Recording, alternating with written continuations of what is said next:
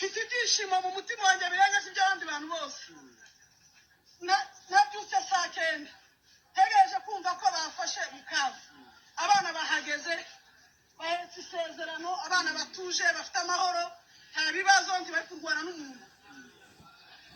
Masunzu bazamujugunya muri Tanganyika. Makanika aravuze ngo tuzarwana nk'imvubu, tuzinjiramo neza. Ubagiye kumanuka Ngomo, Kamanyora, Uvira bazamuke umusozi.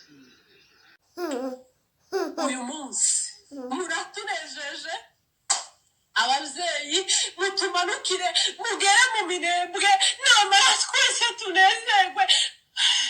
Mana we mufashe mwene data Makanika, ubu natwe igihugu tuzakijemo turi amahoro.